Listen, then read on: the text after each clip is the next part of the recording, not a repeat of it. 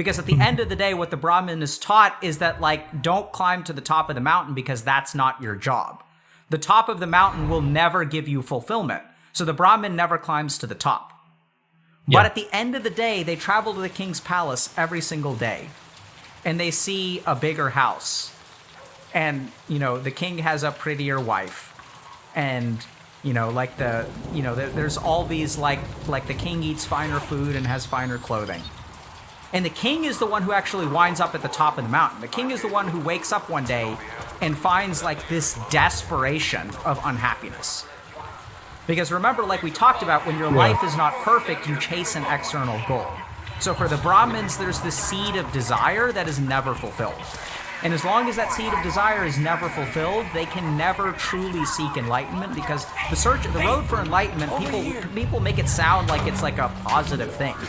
That it's like, if you look at Instagram accounts about, like, people who are deeply spiritual, it's all like, like being in touch with the universe and, like, oh my God, I'm so, like, in love, like, learn to love, man.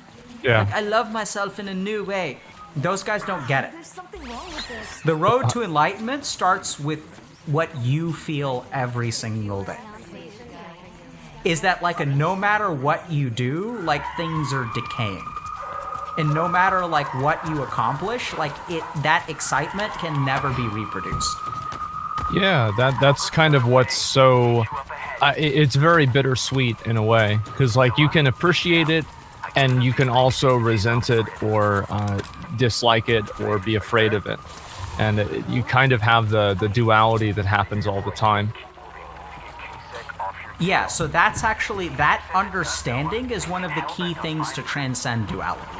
You have to sit within duality constantly to ultimately recognize that things are neither bitter nor sweet. Right? So when you kind of talked about, you said something about, like, nothingness when you were talking about your understanding of Buddha's enlightenment. And I think one of the key discoveries is that, like, there is no such thing as growth and there is no such thing as decay. And once you recognize that, once you realize that, you'll be free from your sense of decay. I feel like it's like the most enlightened version of it is what it is. I get it. I understand it. But how is that real if people die? Like, a tree dies, it burns up, the tree's gone. How's that not decay? Yeah, so I could give you a logical answer that it isn't decay. I could do that, but I think that will be a discussion of logic, and that's not actually gonna, like, let you transcend the mountain. Mm-hmm. So the answer that I would give you is all kinds of things. One is, like, that matter, energy, and consciousness are just transformed. Yeah. Right? So like it is a chunk of limestone better or worse than, like, a brick in a house?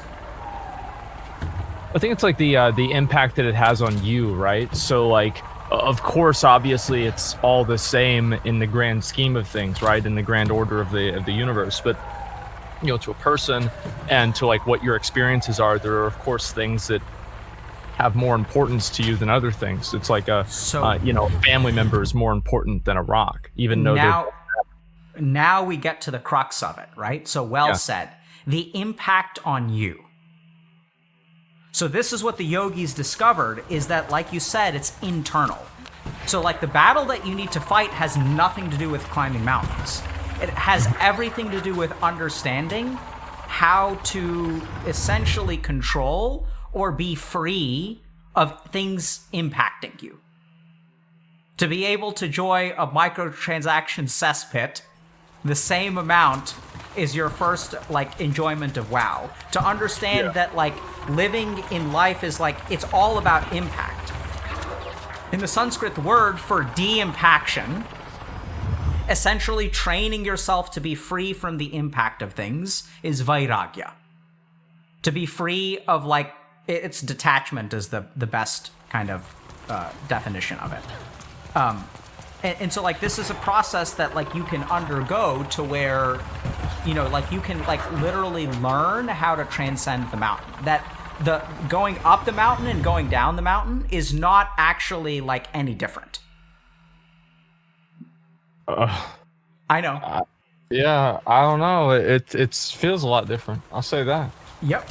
It feels a whole lot different. So, but that's the key thing, right? Is like Yeah. the difference arises of feeling. It arises to your attachment or your valuing of the Yeah. climb over the descent. Yeah, but how could you possibly equate the two? That's what I don't understand. Is like it's like I try to rationalize it in my own mind a lot, where it's like you just go on. It's like for streaming, for example, right? You go on, you have a great stream, you go on, you have another stream and it's not good. Like, how can you make both of those feel as good to you personally? And like, I think the answer that I always tell myself is that, well, you have to enjoy them both and you have to just kind of get the same thing out of them. But it feels like that doesn't really happen for me. Okay. So I'm going to give you one last logical answer, and then we're going to get into it. Okay. Yeah. All right. So here's the thing. So I think you learn this in medicine. So like sometimes you work with a patient and they live, and sometimes you work with a patient and they die. Yeah. Right? So like clearly one is better than the other. There's like no objective argument that can be made. And yet, do you imagine that it's possible for a doctor to go to work every day and actually like be just as satisfied with their life whether the patient lives or dies? I don't think so. I think that there are a lot of doctors that probably, if they have a patient die, they'll feel terrible about it. I would expect so, yeah. Yeah, so here's where what my experience has been. Is that ultimately I can't control whether a patient lives or dies. And it's been really bizarre. I'm thinking of one particular patient in residency that had like younger guy, maybe in his like early to mid 50s, had liver cancer, but like one of the sort of genetic or other variants. Like it's not like he was drinking alcohol and did something that was responsible for the cancer. Just so he was a Chinese gentleman, and so I was kind of assigned to him because I speak a little bit of Mandarin, and like we didn't have Mandarin translators, and so like I was assigned to him because like I could at least ask him like if he had pain that day. And so working with his family was really interesting. He had like a 17-year-old son, and it was really like eye-opening because like it's clear that the dude is gonna die, and yet like it's so hard to describe. I think this is where you have to really experience it, but sort of like coming to terms with the fact that as a human being, like I can't cure him of his cancer. Like I can't do that as a doctor. You can't actually save someone's life.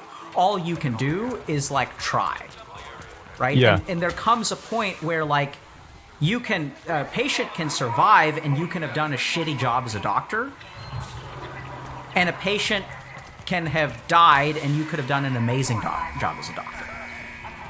And that ultimately, like, where my peace comes from is devoting myself to like the action that I take, as opposed to like what happens to the patient. Because there's no question that life is better than death, at least in the medical setting, right? Yeah. But it's sort of like where I find my peace, and I know this may sound strange to you, Zach, and we'll get you there. Because I think I have the benefit of some of these experiences where you like grapple with like people dying of cancer, and you figure out, how can I go on? How can I, can I be proud of what I did? And there are times where like when I think about that patient and my work with that patient, that is, I think, like the height of what I've been capable of. Yeah, being attached to an outcome. And being detached from Yeah, the outcome. that's being attached is the problem and being detached is the goal. Yeah. And so like can you see how objectively like there's no question that life is better than death, but even like to this day the family is incredibly grateful that I was this person's doctor. I'm incredibly grateful for having the experience, even though the dude died and it was sad, that there's an axis of suffering and contentment that is actually independent of happiness and sadness. Okay, I can see that. Yeah. Right? And I think you may understand that part pretty well, because I think that there are a lot of reasons there's a lot of joy, enjoyment, and potential happiness in your day-to-day. There's accomplishment, there's hopefully laughter, there's working with your one true king folks. and there's something that's like missing on the inside, despite everything going so well. Yeah, exactly. So that axis is like the path that you have to walk through spirituality, because you figured out how to like become successful. That's the first axis. And what happens, the reason we get stuck is because we think that the axis of success and the axis of contentment are linked. Because early on in life, as we climb that mountain, we think that these two things are linked because they grow together. And then you kind of like, you're going up together, and then what happens, you get to the top of the mountain, and then some people realize that the axes are truly perpendicular. And when you understand that 100% is when you attain enlightenment. Yeah, I've tried so hard, and like I in a way, like, it's something that you can clearly know, but knowing it isn't the same as living it. I'm with you, 100%. Yeah. It's like you want to do that, and you want to transcend being outcome outcome driven or outcome determined or whatever, right? But you just can't get out of it. Like it's like I'll play a game and I'll be like, oh, even if I don't beat the boss, even if I don't do something, it's fine. And then I play it and I don't beat the boss, and I'm mauling. Yep. So enough of theory. Yeah. Because I think there's something holding you back. Okay? Yeah. And so this is where I think that, like, there's that general principle, but I think there's one big thing getting in the way, which is your fear of death. So this, I think is actually, like, psychological in nature. It's of the mind. Okay. And so as long as we have to get to and probably process or dissolve this sense of decay that, like, plagues you. Right? So that, like, what I'm sort of getting the sense of is, like, you have this shadow that goes, like, that accompanies you through all of your things. And the shadow is like this feeling that, like, we're on the decline, that there's a sense of decay, that joy, like, the only firsts that I have left are bad ones. Yeah. You know? Exactly. And so that comes from somewhere. That has nothing to do with the axis of contentment or suffering. What that has to do with is like a psychological, like, because, and this is where we can lean on neuroscience a little bit. I'm ready now. Just think about this for a second, Zach. Like, you literally have neurons that have been wired to produce those thoughts. Yeah. Right? So then the question becomes, how did those neurons get wired that way, and how can we change your neuronal wiring? So this is now taking a step. We're going to leave spirituality behind. Forget about spirituality, forget about enlightenment, forget about the top of the mountain. And what we really have to do for you is do some psychological work and rewire some of your neurons, because once that happens, then you can walk that other axis of contentment and suffering. So let me ask you this. Does that make sense? Yeah, no, it definitely makes sense. It's basically, it's programmed in the wrong way. Like, you're programmed to think one thing, and it's a bad thing to think. Yeah, I totally understand. Sort of. So the tricky thing is that it's programmed, it was programmed in the right way, and now it's maladaptive. Yeah. So it's not a mistake, it's actually, and so let me ask you this. How long have you been afraid of death? Since I found out about it.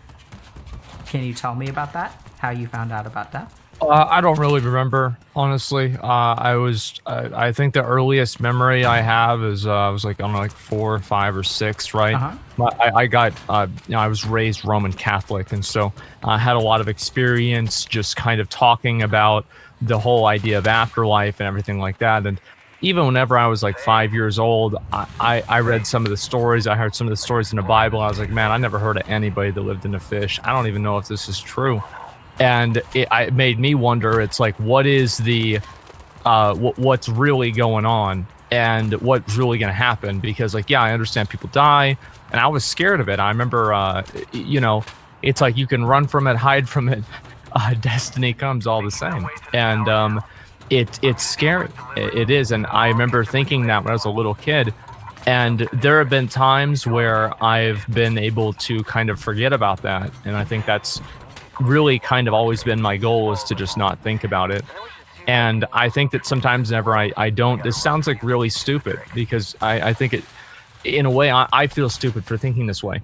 And like, I will do badly in a game sometimes, and it will remind me that I'm getting older and I'm gonna die, because I'm not as good as I feel like I used to be. And it's like this weird, like, kind of domino effect where like playing a game like that will make me feel this way. And it's just so like, to me, I find it embarrassing. It's weird because I think it's it's like a illogical conclusion in a way, but in another way it's not. Yeah. So well said. So I think when you say it's an illogical conclusion, here's what I'm gonna rephrase that a little bit or transform it. Okay.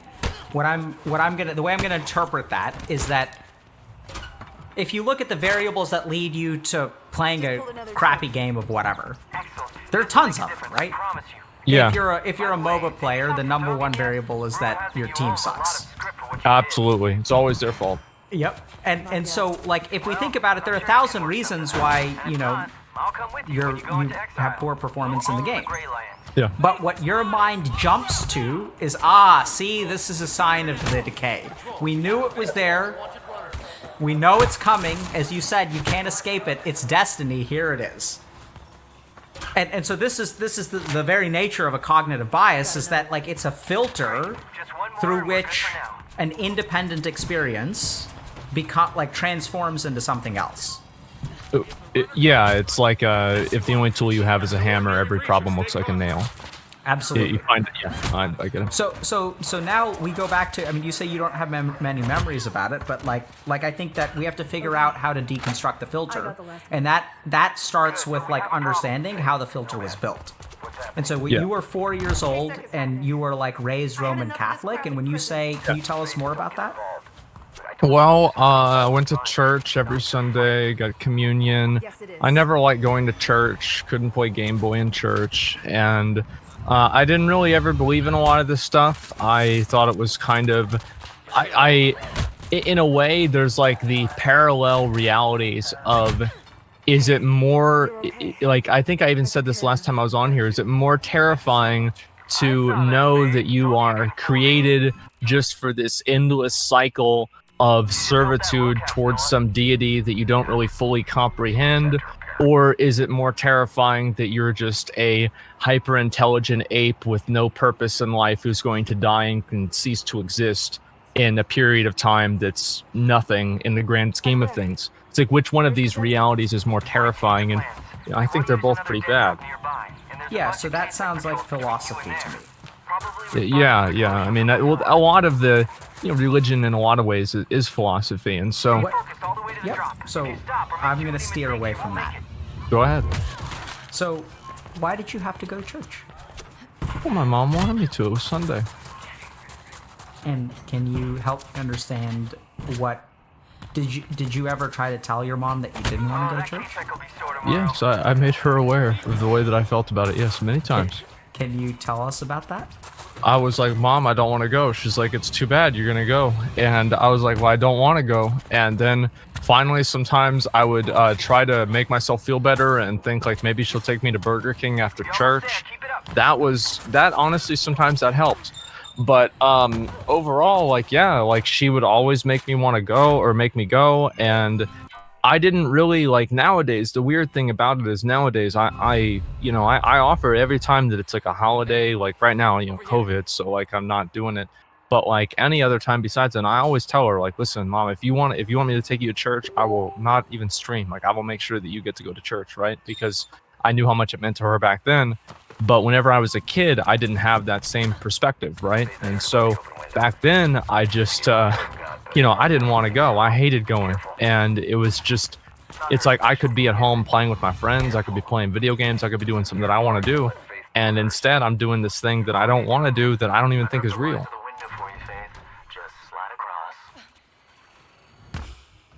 Okay.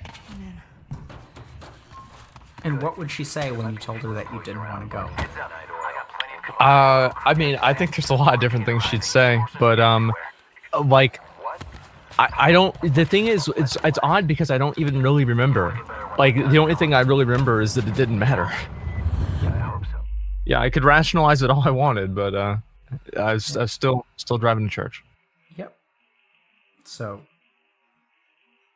inevitable. It's inevitable. Nothing you can do to escape it. Well, I could like fake sick. Sometimes I fake sick. There's a few times I did that. But other than that, yeah, it's pretty much inevitable. Now, are we talking about going to church or dying? Definitely church. I feel like I definitely feel like it's two kind of different things, because church, like I knew that at some point I wouldn't have to always do this, and like I could get away from it to an extent, because it's like, okay, well, I'm clearly not going to be 9 years old forever, so eventually I won't have to deal with this. But with dying, you can't really get away from it in the same way. At So least not let yet. me ask you a question, okay? So Yeah. I understand that you don't remember exactly what the conversations were, but Yeah. you remember the feeling, right? Uh-huh. Of being dragged to church. Yeah. So like there's a certain sense of like powerlessness and inevitability to the story that you're telling. No, I mean, I think every kid has like many stories like that where you just have to do something. It's like going to school. It's the same thing. We're not okay. If it's the same thing for you, but let's not worry about what many kids have. Okay. So here's my question. I know it's going to sound kind of weird. Yeah. When you have those thoughts of decay, is the quality, flavor, or color of emotion that you experience at all similar to how you felt when you got dragged to church? Not really. I mean, I think the church thing was just a more or less a 1.5 hour inconvenience, whereas dying is like it's a much longer inconvenience. And so, can you tell me a little bit about when you started to fear death? Yeah, like I was a kid. I mean, as I said, as soon as I figured out that it was going to happen. Like, how did you figure out that it was going to happen? Well, that's the thing, is like I must have been like 4 or 5 years old, so I can't really remember. It's hard for me to really get it, to really remember what it was or how it felt, because it was just so long ago. And so I'm hearing you've carried this feeling with you for a long time. Yeah. Do you remember like times that maybe you were a little bit older that you were like worried about it? Like, do you have any memories of being slightly older where... Yeah, I remember, well, it's like not just for me, right? I worry obviously about my parents dying. That's scary. And there's one time my mom, she, I don't know, we don't know really what it was. Took her to the doctor a while afterwards, but she like kind of had some sort of like it wasn't really like a heart attack, but it was some sort of like a thing. It was like a couple of steps below that. And I remember, like, I woke up and I thought that, and I was like, oh my God, that was a pretty bad point in my life, because she didn't want me to call the ambulance, right? Because we were really poor, we couldn't afford it. And like having to deal with that, and like the helplessness, not only of, of the greater existential situation, but also just like the day to day, like, we don't have money, we can't take care of ourselves. And that was brutal. What was brutal about it? Well, I mean, like having to, like, feeling like you're gonna lose one of your parents, and then thinking to yourself, like, this is all I've ever known, and like to know that it's not gonna last, and like that's what was scary, and to be helpless even inside of the context of society, right? Because you don't have the money to take care of it. And the funny thing about that is that I actually I remember, because I woke up and she was like screaming or like crying, and so like I had to wake up. Like I used to have like PTSD, and I guess it's PTSD, I don't know, I just kind of read about it later on. I would wake up and I would hear it in my head, and I would have to get up and check on her, and this would happen like once every like 2 hours or something like that. And this went on for maybe like 6 months, a year, something like that. And then I kind of got, I that stopped happening. I wouldn't say I got over it, but it stopped happening. And then funny thing about that is that's actually what drove me to make my YouTube channel and to start making videos. That's kind of the reason. Can you help me understand that? How does that relate to a YouTube channel? Well, because I didn't have the, I couldn't really have a job at that point, because I felt like I had to be around to take care of her. And I wanted to be able to work from home and do something like that. And so I didn't want to spend all day at work in case she had something happen that she needed me there for. And that's why I started doing YouTube videos, because I thought that, well, maybe I can do this and, see where it goes. That's the reason. That's it. That's interesting. Yeah. So are you saying that if your mom had never had something like a heart attack, you wouldn't have had a career in streaming? I've always felt that, yeah, I mean, that's why I say I never have any regrets in my life in a way. And it's like, you need a hot fire to forge a sword. And that's kind of the way that I've looked at it. Yeah, it's true. But it sucks. Yeah. What do you mean, kingdom? So, He's not a king. Zach, this may sound kind of weird, but like, Yeah. I'm kind of hearing that you're not really afraid of. I know it sounds weird. Yeah, go ahead. You're not really afraid of death. I think what bothers you, it sounds to me, is actually your inability to deal with death. Well, control over it? Yeah. Yeah. I mean, it'd be nice if I could control it. That'd be great.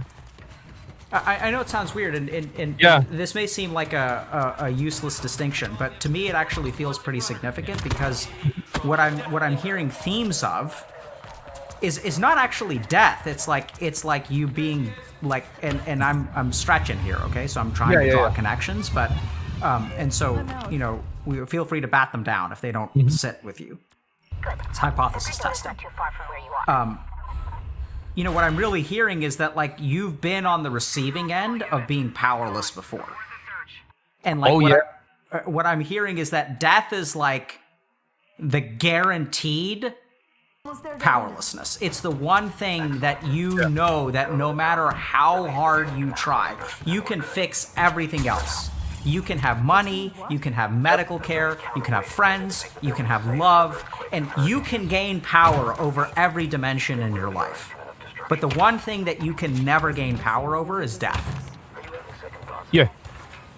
True. The interesting thing, though, is that I'm not, because it's bizarre, because most people who fear death are concerned about regret. They're concerned about lost opportunities. They're concerned about all the things that they didn't get to do. I'm not hearing really much of that at all from you. If I could sit in my room and play video games, eating Cheetos and drinking soda for another 1,000 years, I would do it. So it's interesting, because I know it sounds weird, but for a lot of people, the fear of death is about missed things. I'm not hearing that from you. What I'm really hearing from you is that death is about the inevitability of powerlessness. Yeah. Like that yeah, decay is like, entropy is like a force that no matter how hard you fight against, you can never overcome. You can't do anything about it. Yeah, it's the Ozymandias analogy again. Yeah, exactly. So this is where, like, I think if you want to be free of that, the work that we need to do is about experiences of powerlessness in your life. Right? And because that's, yeah. I've thought about doing that for myself too. It's like, I remember there's like sometimes whenever I will take risks in a way, and this sounds really bad, I'll take risks in a way that could really hurt me, and I don't care about them, because it's like kind of an exercise in letting go of worrying about your well-being. No, it's not. It's an exercise in exerting power.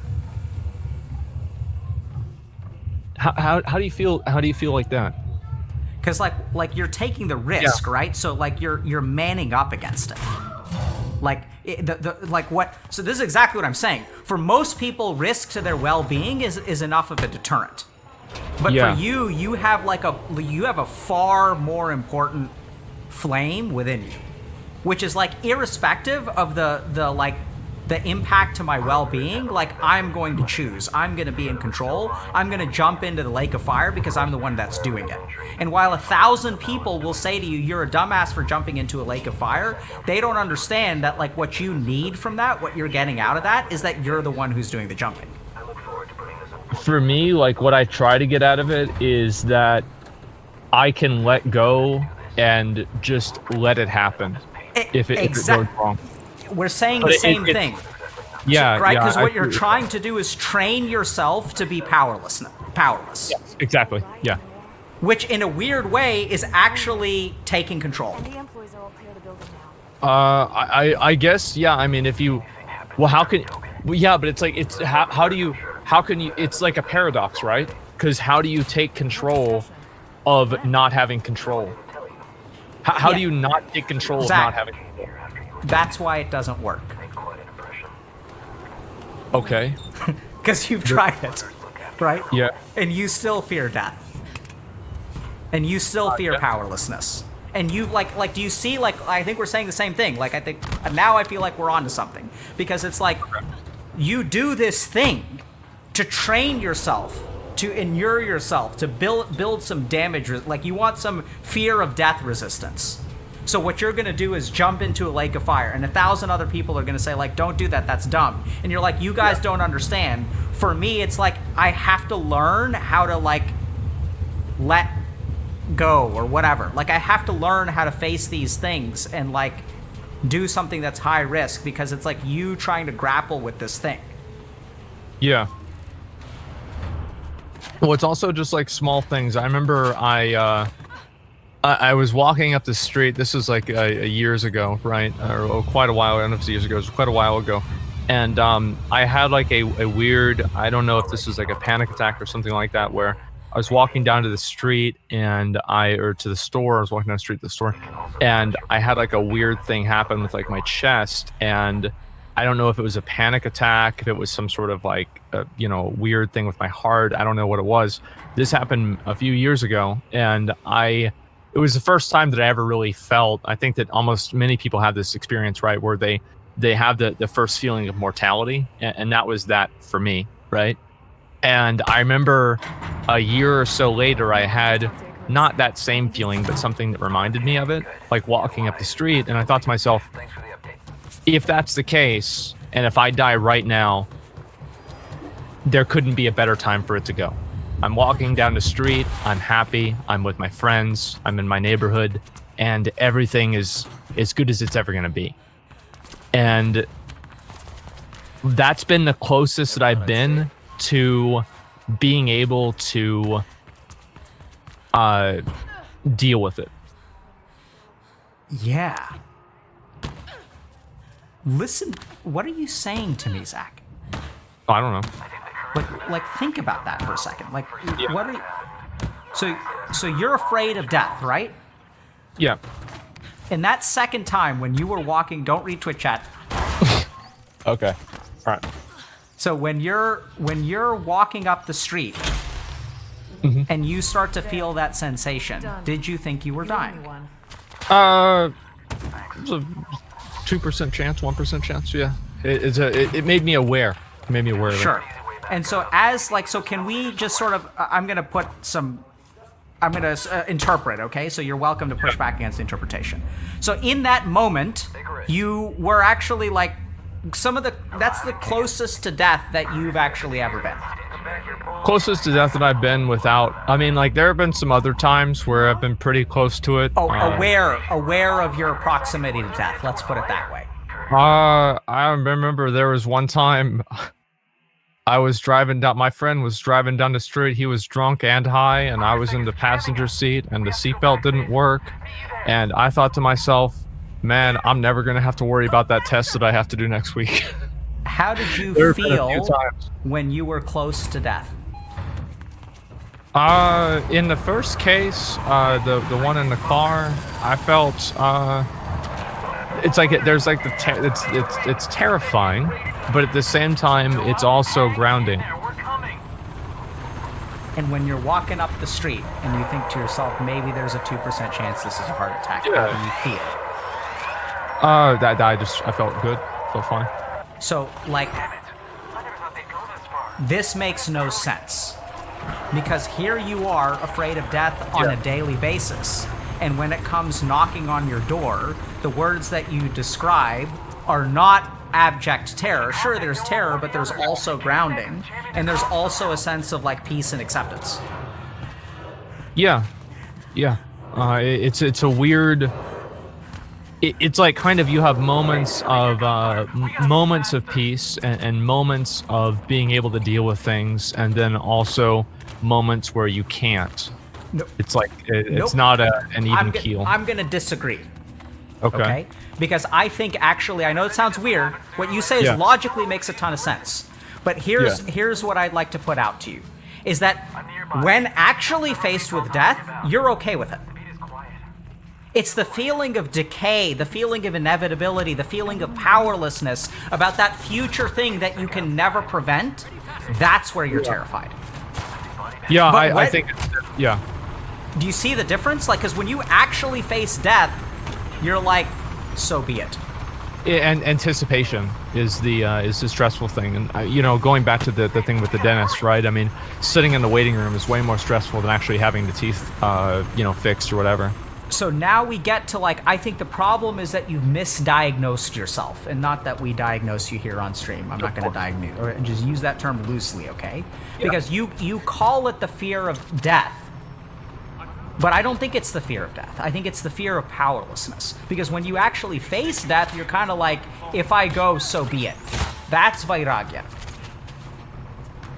Yeah, I mean, it's scary in a way. Yeah, I think the more I have to think about it, it's like kind of it's like I try not to think about it. Let me just say that.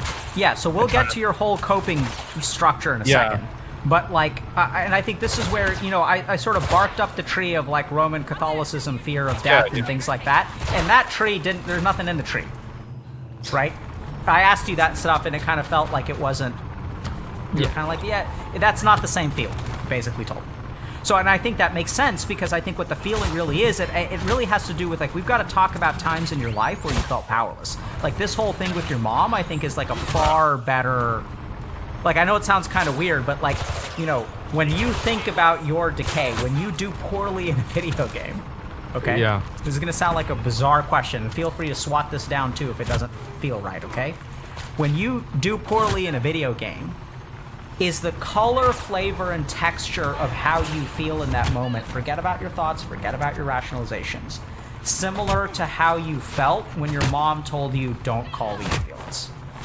Yeah, I mean, to an extent, yeah. Sure. And I think that's basically it. It's feeling like you don't have the control over it, and you just can't, you know what needs to happen, and you can't do it.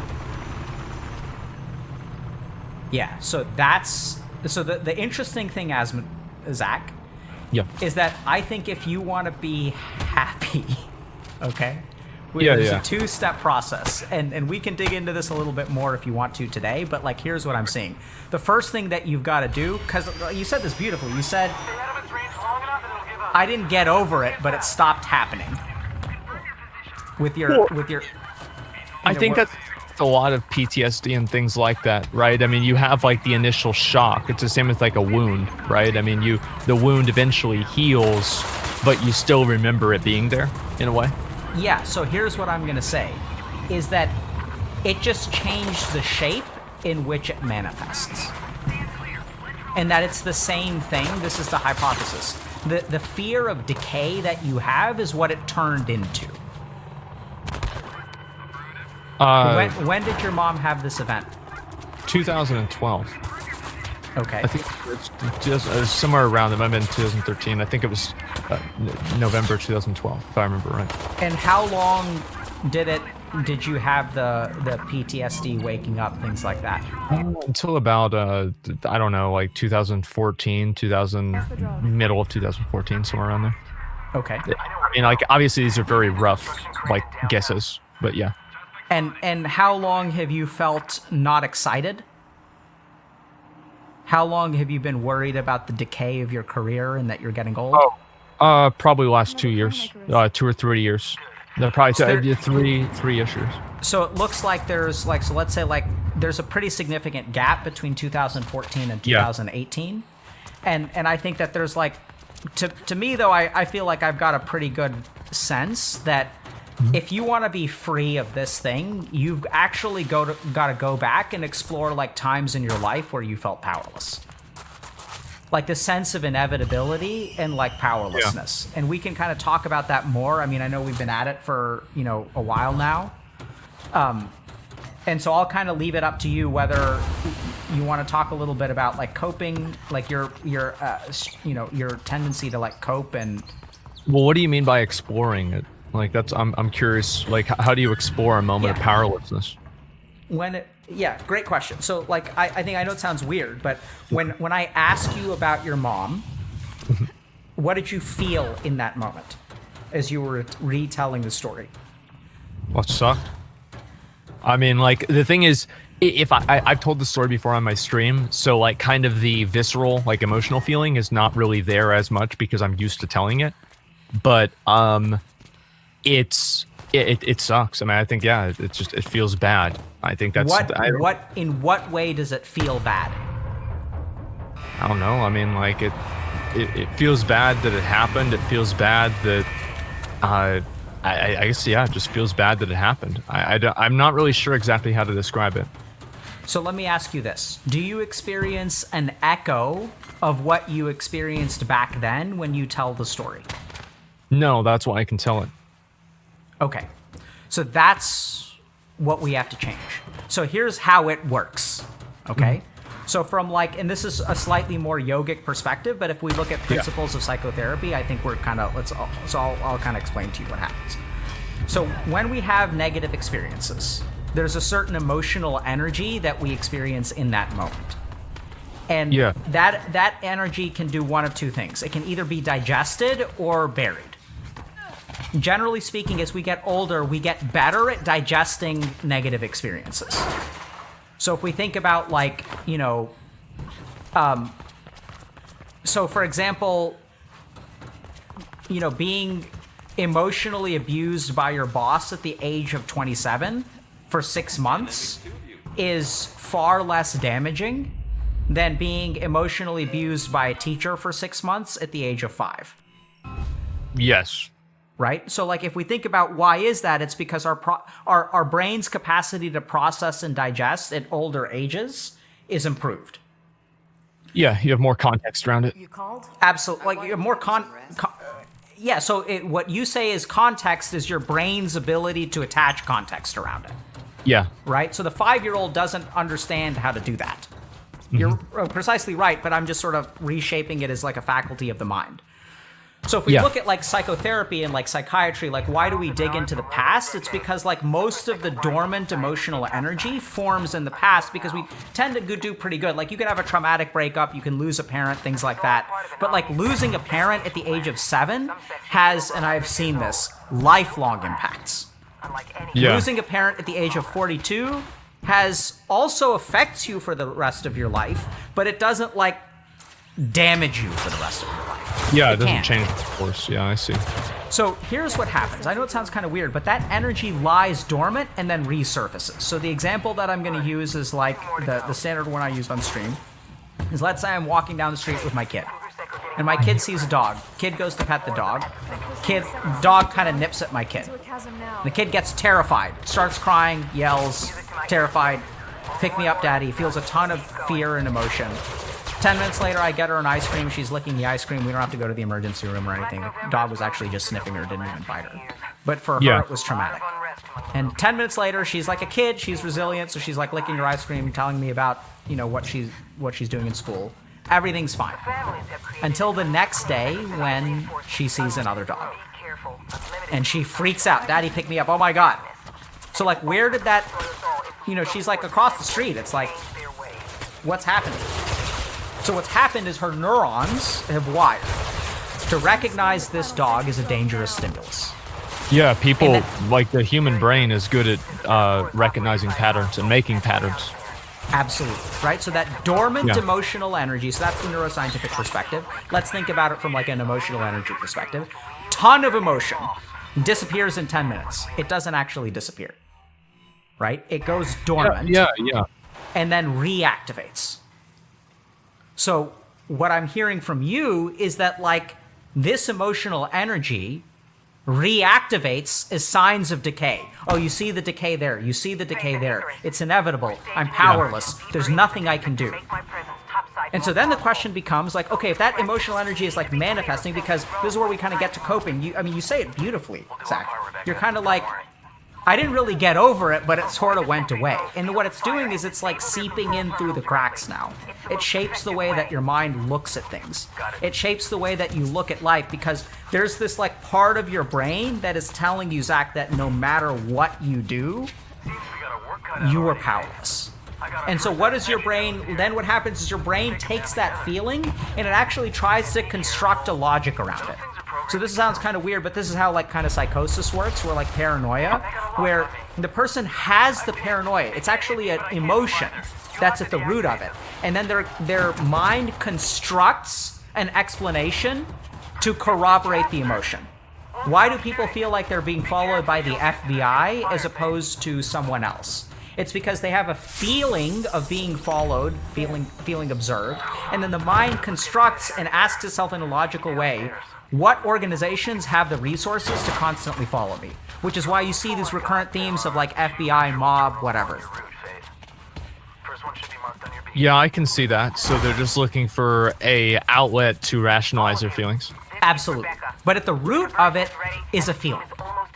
And in your case, I think what your mind has done is like latched onto this fear of death, because I don't think it's actually a fear of death. I know it sounds weird.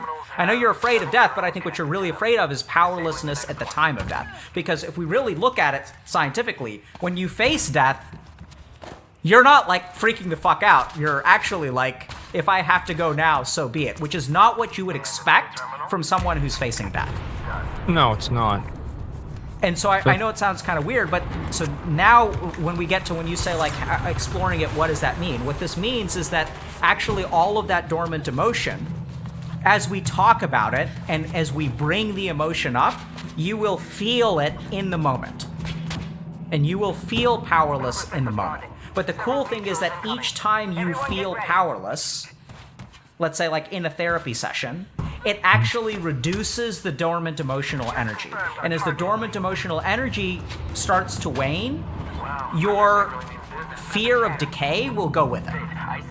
So I actually have an interesting way that I agree with you. And I think that's kind of one of the reasons why I talked about it on my stream too, is because the exact same thing happened with a lot of other problems that I had whenever I was younger. So if you ever go back and watch one of my highlight videos of 2016 or something like that, I was very afraid to even show my arms because I'm extremely skinny. I'm very, very, very skinny.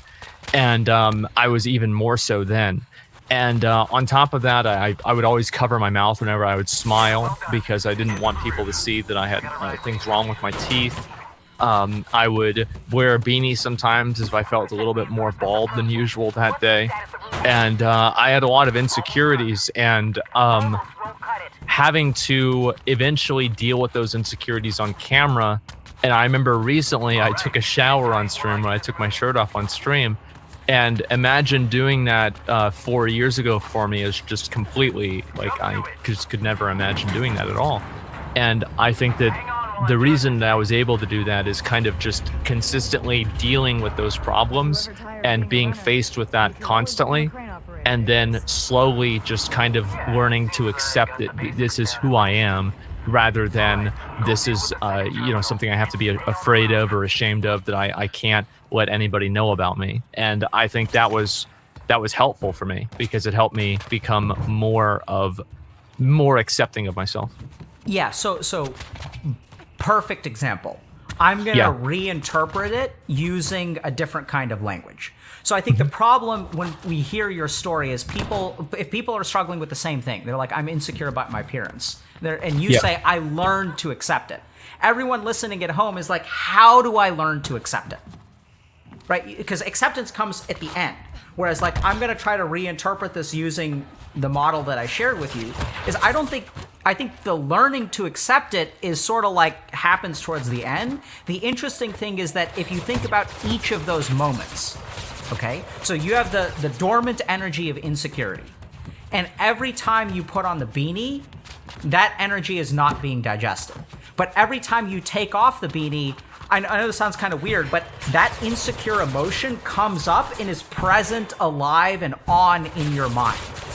Yeah, and if it's not, I'll read Reddit and somebody will make a comment about it again. And so then it brings it up, and it brings it up, and it brings it up. So all of the dormant energy of the insecurity activates in the present. And if we think about even something like exposure therapy from a phobia, or we think about my kid, how do I get her to trust dogs again? How do I get her to like dogs? I have to bring up that emotion, right? It's like, oh, we're going to see, oh, that dog's across the street. We're not going to touch it. Okay, daddy's going to go over and touch it.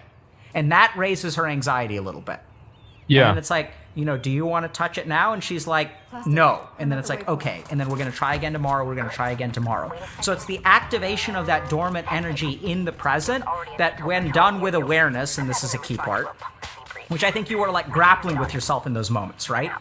And so that's like the awareness component. I'm sure. Yeah. You were. I mean, in a way at the beginning, and I think also like to a certain extent, it's like I tried to be somebody that I wasn't. I tried to pretend like I was this different person. And I think that in a way, it's kind of like a negative emotion telling people that you're actually a degenerate with their teeth falling out. Like that's a negative emotion, but it's still you. It's still better to be you than pretend to be somebody else. But it's definitely not like I don't have like a better self-image because of it. If anything, I have a worse self-image. But it is what it is. It's not it's not a facade. That is precisely. So now we're gonna kind of things full circle, because that statement that you just made is moving in on that other axis that I'm talking about. Because oddly enough, like if we think about, okay, my self-image is poor, let me fix my teeth. That's the axis of like climbing mountains, doing something external, becoming something that you're not. And what I'm hearing you say is that like I actually accept that I kind of look like a degenerate, and that actually brings me peace.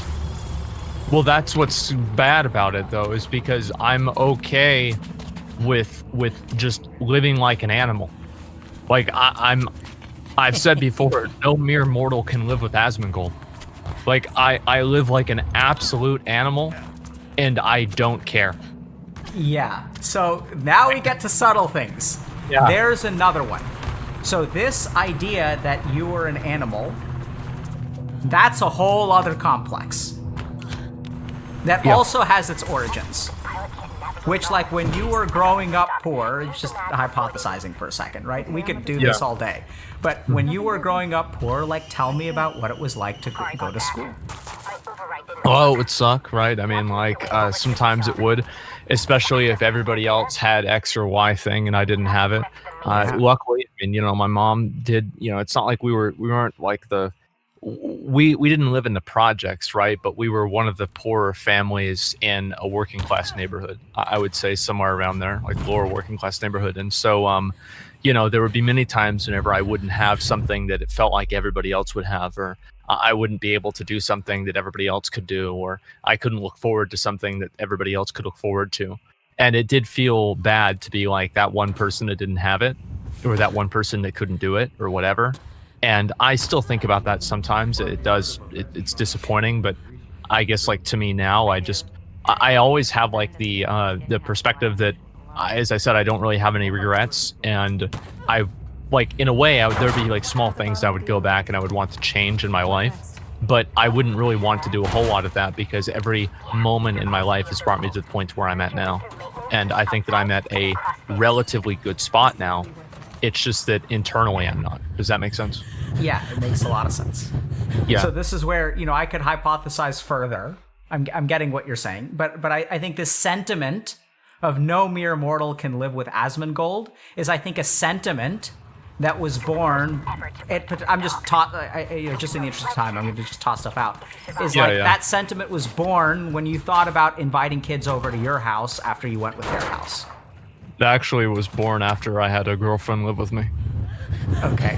But yeah. Well, the thing is, like, a lot of my friends, like, and the thing is that back then, we were complete animals, like we all were.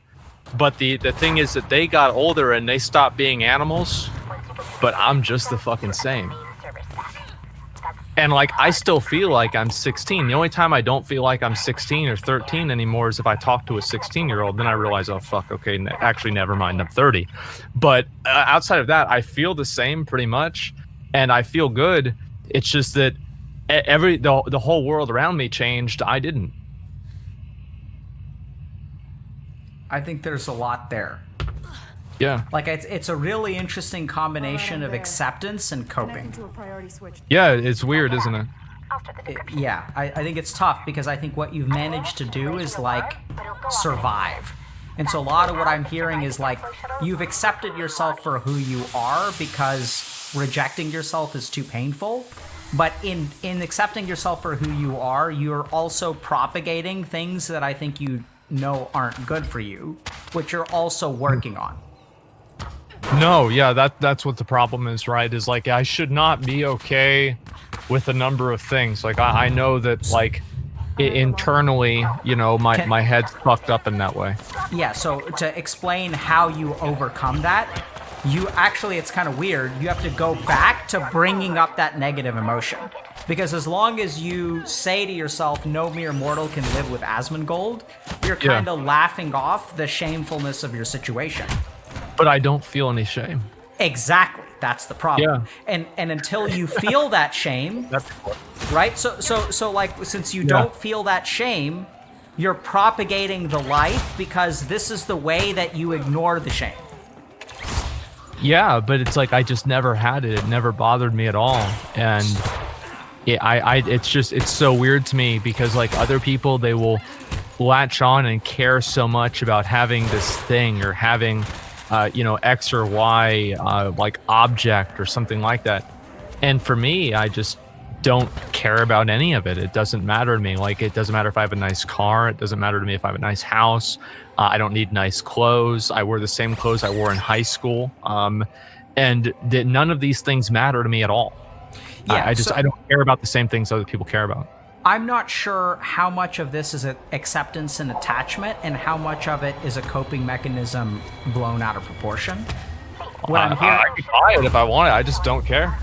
I understand that. Yeah. So there are many reasons that people cannot care about something. Yeah. Right? They can learn to not care about it, or they can be detached from it. Well, so here's kind of, well, I think that there's another experience that kind of might shed some insight onto this. Whenever I was young, I did care about these things a lot. They were very, very meaningful to me. Like what I was saying before about having everything, like, I wanted to have like nice clothes, name brand clothes, things like that. And, many times my mom and I would go to the thrift store and, I wouldn't be able to have like those same kinds of brand new clothes that my other friends would have. Now, many times I did also have nice clothes as well, but it just wasn't really to the same degree, and especially with other things that cost more money. And I went to a school in high school initially where it was much more of like an upscale school. Many more people had, that kind of stuff. And I didn't really fit in there. And I realized that the people that were in that society that cared about those things were not like me. And that kind of got me to not care about those things as much as I did then. Because I saw people that, kind of attached themselves to those things and cared about those things a lot. And I looked at myself and I'm like, this is not who I am. I'm there. That sounds to me like acceptance and growth. I would say so. I mean, I would hope so at least. Yeah. So I'm not detecting that this is some weird coping mechanism in terms of like being not materialistic. Ironically, if we look at your karmic temperament, it's interesting because I think being born, so what you just described, Asmongold, is actually would be interpreted by some of my teachers as a sign of past spiritual work. So that there's a certain, so it's interesting because like in the Hindu gaming system, or Buddhist, less so the Buddhist, but more in the Hindu, that essentially like you don't carry over your gear, you don't carry over your stats, but you carry over your XP between incarnations.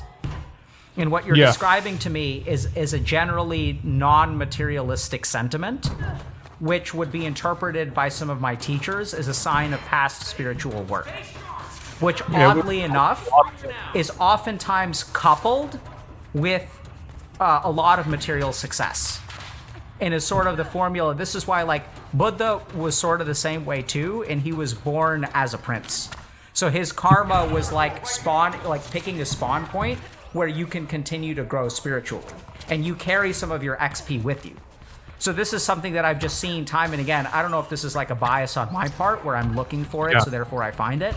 But I oftentimes find that people who are not very materialistic and are quite materialistically successful and unhappy despite their materialistic success wind up in conversations with me.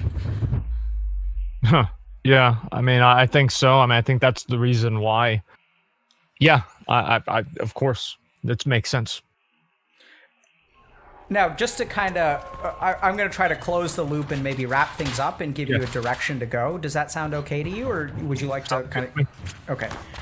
So I think going forward, Zach, if I had to make one recommendation for you, it would be to really explore this theme of powerlessness in your life. And so, like, have there been times or moments where you felt that inevitability of decay? And I recognize that it manifests in gaming and in your life, but I really think about these moments like when you couldn't call an ambulance. Like, that's perfect. That's exactly what we're talking about, right? There's a sense of like, there's no matter how hard you try and what you do, there's nothing. No amount of your effort will succeed. And as you track back and discover those moments in your life, I know you've tried to jump in twice now. As you track back and try to find those moments in your life, and as you actually, if you can evoke that feeling of powerlessness in the present, my hypothesis is that your fear of decay will go with it. So, how do I evoke a moment of powerlessness without having control over the powerlessness, making the paradox, mean that it's irrelevant? Because like if you that's what's confusing to me. Like how do you memory? Yeah. So the way you evoke the feeling is because the emotion is going to be dormant. So the problem is that like have you ever worked with a therapist, by the way? Never. So I think if you wanted to see a therapist, I think this is what you could work on with someone. So like you're going to go in week after week after week, and you're going to talk about these experiences. And if you find a decent therapist, they're going to find ways to ask you questions that are going to evoke emotion. Because I don't know if you can tell, but over the course of this entire conversation, we keep on moving away from emotion by talking intellectually and philosophically. Well, how do you talk in terms of emotion? Because like for me, I just, the emotions are there. Yeah, I mean, it made me feel bad. I don't really know exactly how much more I can describe about it. I'm not a very, Let me think about whether, so I can't tell you the answer to that question. I have to show you. Okay. Because telling you the answer to the question is operating on an intellectual level and moving in the opposite direction. Yeah, it's like even talking about it makes it irrelevant in a way. Yeah, so I think it's like slow conversations where, you know, sometimes when I interview people, like emotions come out. I think you have a interesting natural damage resistance from being on the road to enlightenment. And then you have an additional coping mechanism, which sort of like suppresses and buries some of those emotions. The third thing that could be going on is that these circuits of your brain are suppressed by playing video games. Yeah, I mean, there's part of that. I mean, I think that it's also like I don't want to let go of things that I had. I think that's definitely what it is. I'm very attached to things that I had. And, you know, I remember I saw a friend of mine. I'd never seen this guy. I haven't seen this guy since like high school. And it was the day before I came back to streaming, like last year, I think. And I remember I talked to him, and this is going to sound absolutely degenerate, and that's because it is. But I always told the story of a friend of mine who drew a female dragon masturbating on a chalkboard on the first day of school. And he was the guy that did that. And I mentioned it to him, and he remembered it. and that meant so much to me because nobody else in the whole world thought that shit was true. Nobody else thought that was true, and I remember seeing him, and like I drove home and I cried in the car because I got a chance to When you're through, you need to go remember all the that way it was down real. again. From there, you should be able to reach the lobby. The guards in Kruger's apartment are reacting to the commotion. You know, in the this sounds weird, lobby. Zach, but like, In the lobby. I don't know exactly where that story comes from, but what I'm hearing from you is the way to do what I'm telling you to do. Wait, and it wasn't just like that moment. That moment is just like one thing, right? But it was like everything about that. You know, the life that we lived, just everything. It was great. I give anything to go back there. I would. What are you feeling now? Faith, are you in the main That was half my life ago. Didn't seem to be any other options. I feel like it wasn't. Like it feels like it was the. I mean, obviously, it was a while ago now, unfortunately, but Kruger still has no it clue felt At least not yet. it just sucks, man. Fantastic thinks You can never go tunnel back. into the system and download the grid print without him noticing. I know I can. He'll never know we took it. But Faith So needs I to could see emotion coming up, Yeah. and you got to watch out for Twitch chat because they're gonna bury it. Faith, you want to connect to Kruger's Right, own so- terminal. Oh yeah. So like something came up there. You shared a story, the shotgun. Yeah. and then you felt emotion. Shut Yeah, up. I do. then- Buried. Connecting. It's gone now. Now get See out of that? there. Yeah, I mean, I've never really been a particularly emotional person. Care store open. I feel like anytime that I show my emotions, it's not good. There are several drones They're mostly around. bad. Mostly Yeah. bad emotions. Yeah. So I think we've got to teach you how to let that stuff out. And I when I said I wasn't optimistic, but I think you just did it. Yeah. Right? And it's weird, but like as you told that story, like we were just talking about something, you tell this story about, Just hang on. you know, a friend of yours who drew a picture of. Wait, I want to really emphasize, because it sounds fucking weird, that it was not really about the moment itself, it's what the moment represented. And all the justifications in the world Yeah. are going to move away from the emotion. The Yeah, key thing- yeah. You don't have to justify anything. This is just like, I don't know why, but you just did it. When you ask me, how do I Yeah. do it? I don't know. You just did. Starts spraying the hubs.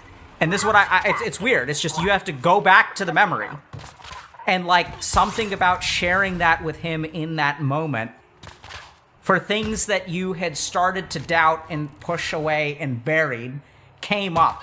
And it's painful, but it's cathartic. Yeah, yeah, it is. So it's you like just- I never thought I'd see him again. Go to the next one. Hurry.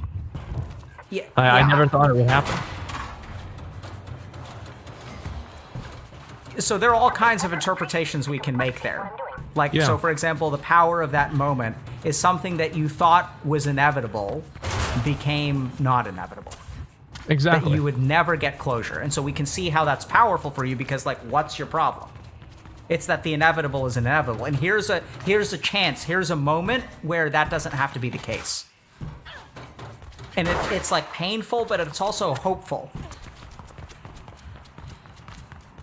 Okay, I can see that. I don't know. I mean, that's an interpretation, but that also is like me going intellectually. Like, I don't know if that's actually fucking true or not. The Yeah, it's point, like- though, is I don't know what you just did, but you need to do more of it. Yeah, maybe. I mean, I don't know. It just sucks. Like it's sad because like I used to be like really happy about that kind of shit, and now I don't really have that same experience anymore. I'm at the second. And I don't know, like, and I feel like I can never have that back because it was the context of my life, you know? It's like my parents were healthy. I didn't have to worry about a job. I didn't have to worry about a bunch of other weird bullshit. It was just me and the boys hanging out all the time, drawing dragons on a chalkboard and, you know, riding the bus home together, singing along to rap songs. And that was good. It really was good. How are your parents? Back. Could be better. Could be worse. They're all right. Doesn't sound like they're all right. Well, the thing is, there's a degree of all right. It's kind of like So So you're Okay, pivoting away. You're going down the wrong side of the mountain. Well, let me explain what I'm saying. Right, is like remember what I was saying before about how like things get worse so slowly that you don't realize that they're happening, and then you slowly just accept how bad that they are. Yeah. There's a day that my mom started using a cane to walk around. That was really painful for me to see, and it really hurt me a lot. But because it's happened for like now for a while, I don't feel the same level of like visceral reaction whenever I see her doing it. What was Because it like to see your mom walk through a cane for the first time? It was terrible. It's horrible. What was terrible about it? It's like it's one step down that mountain, you know, or a number of steps.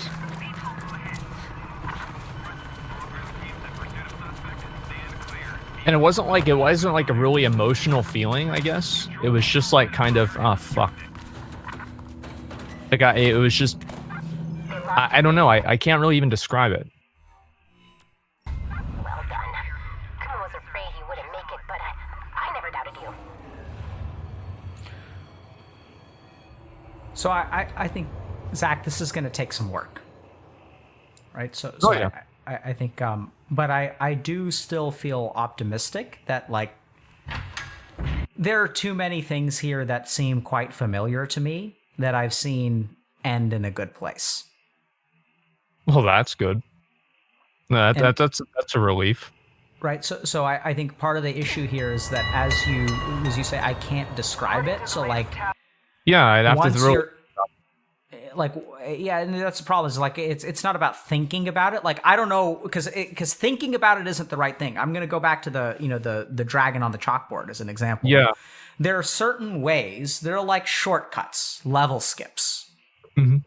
And like something about that story was like the secret tunnel at the end of the Mario Brothers level that warps you to World 4.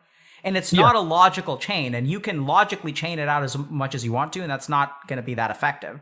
Mm-hmm. The real thing is digging around for those level skips. And when you had that level skip, the emotion came right up. Answer. Like, I mean, I think everyone saw it.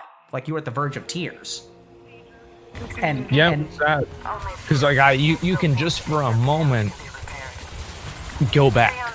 You can just for a moment go back and realize how good it used to be. so I'm also hearing themes of not just powerlessness and inevitability, but of loss. Going up.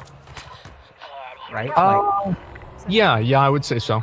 And so that's also worth digging into. I think, Zach, of all the people that we've talked to on stream, I would strongly recommend that you really think about finding someone to do this kind of work. Yeah, maybe. I mean, I try not to think about it as much as I can. And maybe I should try to think about it more. Yeah, so maybe thinking about it isn't the right move.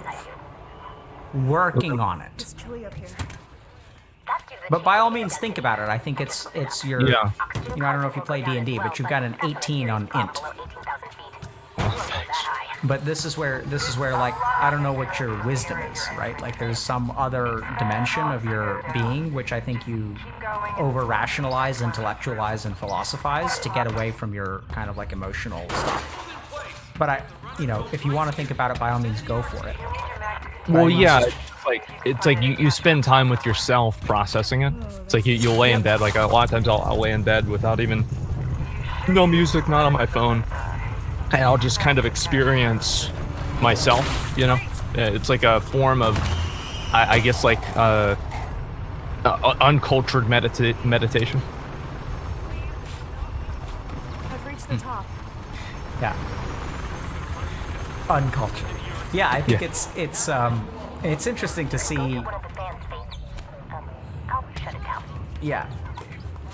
There. Hurry. How unrefined do you think you are? My sister could hack through them. Yeah, I mean, there are a lot of techniques and things like that you can deal with, but it's hard to. It's. Sorry, I was thinking of something. There are a lot of techniques that you can use, and it's hard to really know what works and what doesn't, of course. Yep. And that's why I would encourage you to seek guidance from someone who's Yeah. maybe a little bit more experienced and who can show you what the right technique is. Yeah, maybe. I mean, I've thought about, like, I try to, like, a lot of times I would try to, like, watch videos about, like, video games and stuff like that. And this is kind of not really the same thing, but it's kind of the same type of idea of, like, bettering yourself. And nowadays I will always try to watch videos and do things and read about things that kind of matter, I guess, to an extent, like history and, you know, mathematics and stuff like that. And I've tried to learn more and be a better version of myself, I've never seen just so this I many can trees. process things better and think and have the ability to have that knowledge. Like for me, I'm lucky in a way that I have a very good memory, but The rest of the city. I waste that memory on remembering video games. Use the vent at the top. We'll lose contact for a bit again. Yeah, I'm getting all kinds of weird signals from you. I know. I don't mean that to be judgmental, but it's just, it feels like we're opening up new avenues of conversation. Because now No, I have questions like, are you proud of yourself? Or are other people proud of you? Other people are. Are you proud of yourself? I've done some good things. It's all right. Could be better. It always can be better. So that's a no. I think that it's like I'd say it's like let me tell you what that is. That's Yeah. a no cloaked in coping and positivity. well, it's like, I mean, no, it's a no. It's an intellectualized no, because like I've succeeded in a number of things on a very on a very real level, right? Like I've done this, I've done that, I've succeeded at this, I've succeeded at that. Like all of these things are things that I'm proud of, but at the same time, I feel like I could do more, or I'm not living up to what potential that I have in my own mind. The question isn't whether you've done things that you can be proud of. The question is, are you proud of yourself?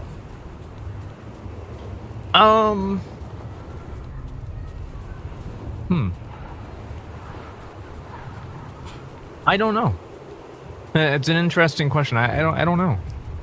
Like I would obviously, like, the first thing that I would say is no and yes, because I've been very happy, you know, in a lot of ways, like hanging out with my friends, like doing what I want to do, etc. But is that something to be proud of? Do you have to be proud of yourself to be fulfilled? Yeah, so Because like a lot of the sense of pride is like pride in general, like in this case to some degree, is like a construct that exists in context of society. So like, am I proud of, you know, these accomplishments that I've had in real life? Well, yes, to an extent, but these accomplishments that I have in real life are constructs that exist in society. These are not things that are internal. These are not, it doesn't really matter. yeah, so when I ask you a question about whether you have pride in yourself, Yeah. how do you answer? Well, the answer is very simple. I don't know. And like, I'm proud of some things, I'm not of others. I think that's probably, and it's a shit answer. 100%. It's a shit answer, but like, there it is.